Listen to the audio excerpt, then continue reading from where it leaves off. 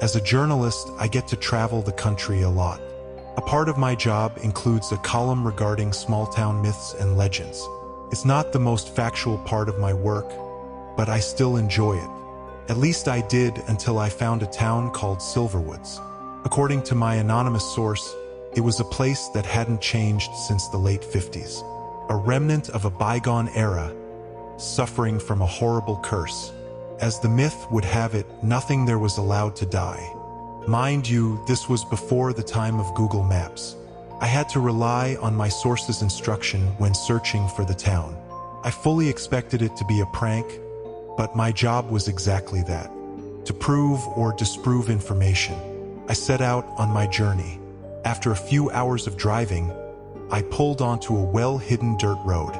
It had been poorly maintained, and it would take me another 3 hours before I even found a hint of civilization. An old wooden sign. Silverwoods, turn around now, it read. In the distance, I saw what looked like an old farming community. Just a small town with a few buildings that had partially fallen apart, and trucks that had rusted beyond repair. At a first glance, it looked abandoned. I parked my car on the side of the road, ready to call the myth bullshit. Then I heard someone call out, "Why did you come here?" A weak voice said.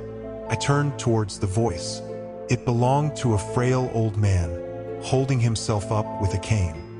He was bald, and his teeth had all but fallen out. "Who are you?" he asked.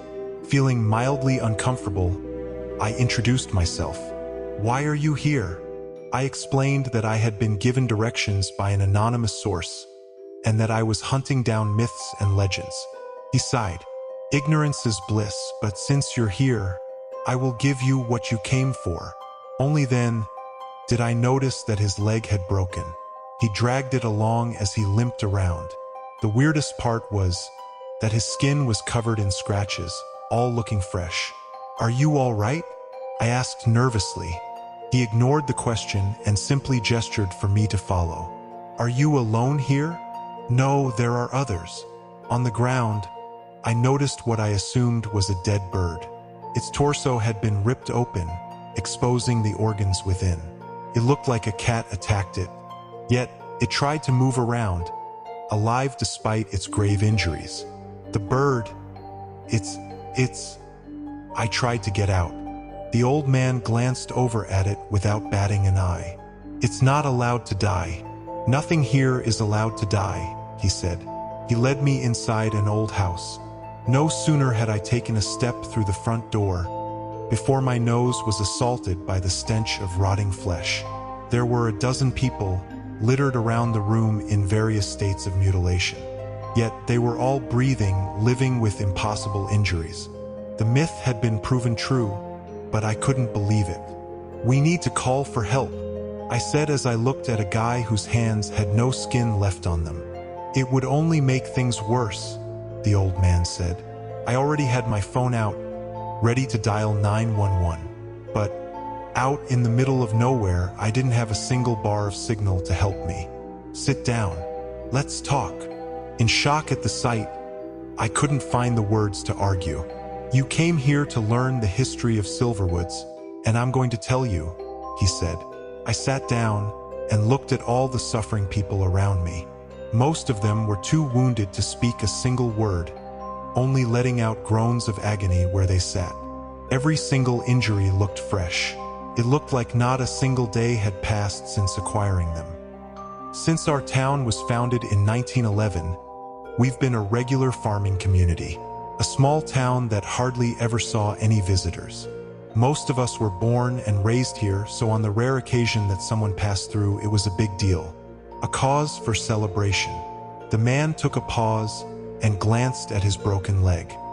Then, in 1956, a man arrived in Silverwoods.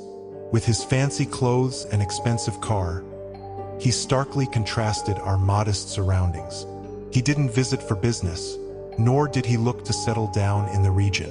All he wanted was to spend a year with us. At the end of his visit, he promised us a gift never to be forgotten. As he finished the sentence, I heard faint screams coming from outside.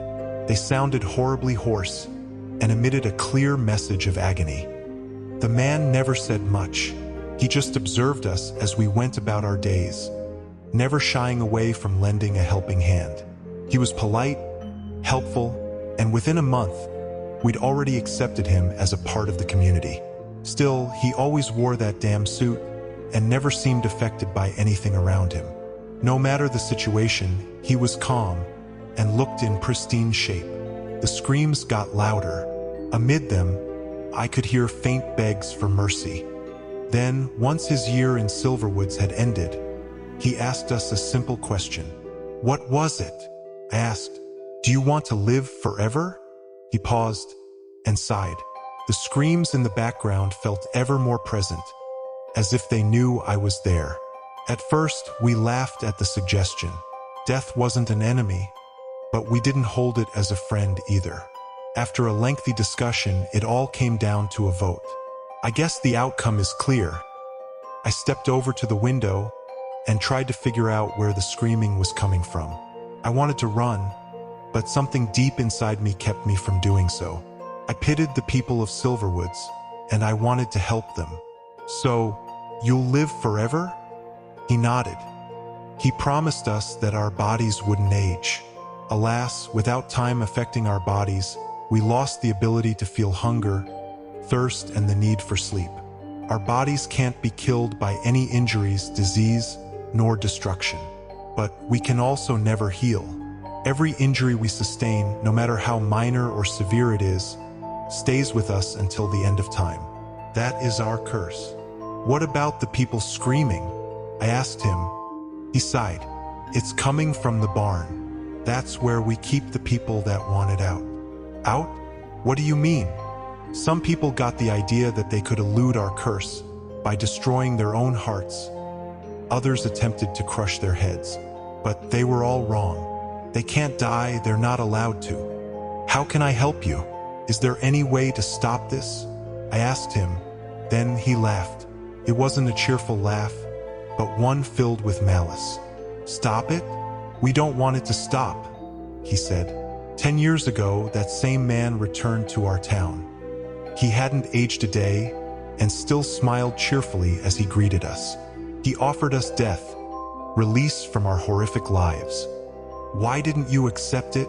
He paused, his smile vanishing from his face. Because he told us what happens to us after we die. And I can promise you, it's a far darker fate than the one we've been condemned to. As the old man's words hung in the air, a chilling silence enveloped the room. Outside, the screams from the barn continued, a haunting reminder of the cursed existence the people of Silverwoods endured. Suddenly, the ground beneath us began to tremble, the walls of the house shaking violently. Dust and debris fell from the ceiling as an ominous darkness crept in through the windows. The air grew thick with an otherworldly presence, and I felt a cold sweat break out on my skin. The old man's eyes widened in fear as he struggled to his feet, his frail body shaking with terror. "He's here," he whispered hoarsely.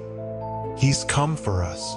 Before I could respond, the walls of the house seemed to dissolve into shadows, revealing a figure standing in the doorway. A tall, imposing silhouette cloaked in darkness. A voice, smooth and cold as ice, filled the room. "You cannot escape me," the figure intoned, its words sending shivers down my spine. "You made your choice, and now you must face the consequences." The people in the room began to wail in agony, their bodies contorting and twisting in unimaginable pain. I stumbled back, horror seizing my heart as I realized the true nature of their curse. They were not just denied death. They were bound to an eternity of torment, trapped in a cycle of suffering that no mortal could comprehend. As the darkness closed in around me, I turned to flee, but found myself frozen in place, unable to move. The figure approached slowly, its presence suffocating, and I knew with a sinking dread that I too had become ensnared in this nightmare. The last thing I heard before everything went black was the old man's despairing cry. "There is no escape from Silverwoods. We are damned for all eternity." And in that eternal darkness, I realized that the true horror of Silverwoods was not just the curse itself, but the fate that awaited those who dared to uncover its secrets, a fate worse than death itself. Thanks for tuning in to another hair-raising story.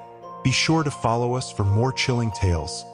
Drop a like if it kept you up at night, and subscribe to Scarecast for more horrors that lurk in the dark.